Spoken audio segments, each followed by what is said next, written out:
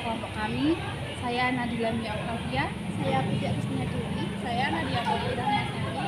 Di sini kami akan menjelaskan isi dari makalah kami. Latar belakangnya yaitu berisi kebutuhan protein hewani dari berbagai produk hasil ternak di Indonesia maupun di luar negeri sangat besar. Oleh karena itu, di setiap negara di seluruh dunia memiliki peternakan sebagai penunjang kebutuhan protein hewani. Karena kebutuhan itulah diperlukan berbagai pengembangan pengolahan dalam pemberdayaan ternak, baik dari pakan, kandang, pengolahan limbah, produksi, dan pengolahan hasil ternak lainnya.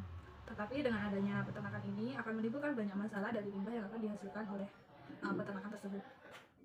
Limbah kotoran ternak mempunyai andil dalam pencemaran karena limbah ini sering menimbulkan masalah lingkungan yang mengganggu kenyamanan hidup masyarakat di sekitar peternakan.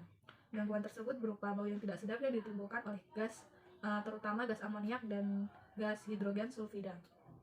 Kedua gas tersebut dalam konsentrasi tertentu akan mengalami gangguan pada saluran pernafasan yang mengakibatkan ternak menjadi lebih peka terhadap serangan penyakit. Pada manusia, kedua gas tersebut mengakibatkan gangguan pada saluran pernafasan yang disertai dengan reaksi fisiologis tubuh yang ditandai dengan perut yang terasa mual, sakit kepala, batuk-batuk, dan berkurangnya nafsu makan. Namun di samping dampak yang disebabkan oleh limbah tersebut, limbah ini dimanfaatkan sebagai sumber energi yang mempunyai peran penting dalam kehidupan manusia bila diberi sentuhan teknologi berupa pengolahan menjadi biogas. Karena di setiap rumah tangga akan membutuhkan gas ini untuk keperluan sehari-hari, contohnya untuk memasak di kompor dan penerangan. Kegiatan wawancara ini merupakan salah satu tugas di bidang mata pelajaran kewarganegaraan yang bertujuan untuk memperoleh informasi dari narasumber. Kami memilih topik pengaruh pengolahan limbah dalam peternakan dengan hak hidup masyarakat di lingkungan peternakan. Oleh karena itu, kami mewawancarai salah satu peternakan yang bertempat di Singosari, yaitu peternakan ayam Sahabat Farm di Kabupaten Malang. Dengan terlaksanakannya kegiatan wawancara ini, maka kami berharap kami memenuhi tugas kewarganegaraan dan mendapatkan nilai yang baik serta bermanfaat bagi teman-teman semuanya.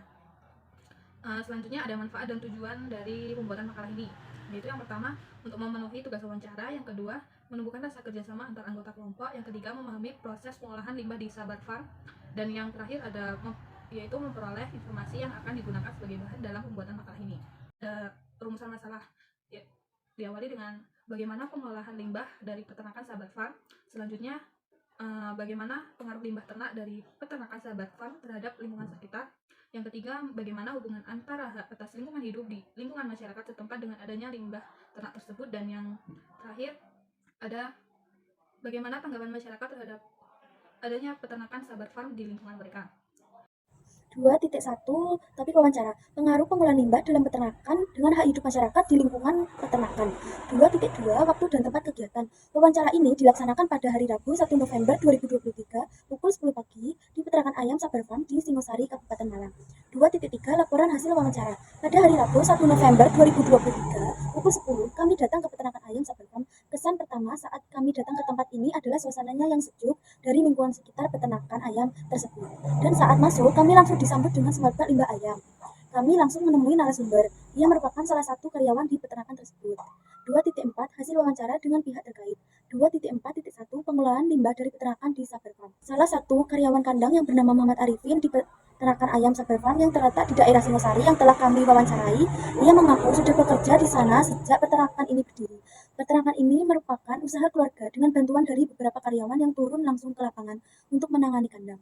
Ia mengungkapkan di peternakan ayam Sabar Farm hanya terdiri dari ayam petelur saja tanpa adanya campuran dari ayam pedaging. Kandang dalam peternakan ini juga dibedakan berdasarkan umur, karena hal tersebut akan sangat berpengaruh terhadap hasil produk telur yang dihasilkan oleh ayam tersebut. Dengan pemberian pakan yang dilakukan sebanyak 2 kali dalam sehari, dengan persentase 35% di pagi hari dan 65% di sore hari.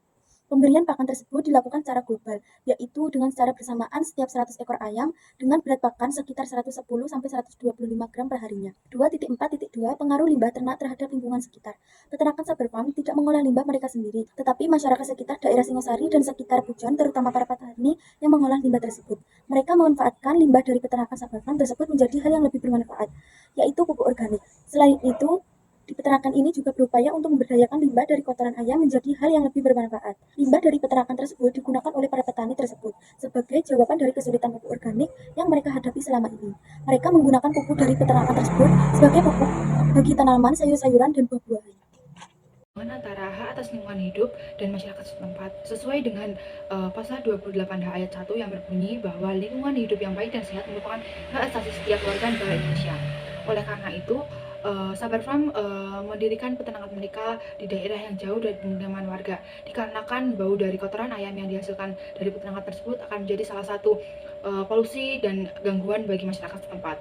Selain itu, masyarakat sekitar juga mengolah limbah dari Sabar Farm menjadi hal yang lebih bermanfaat dan bernilai guna lebih dari hanya sekedar limbah.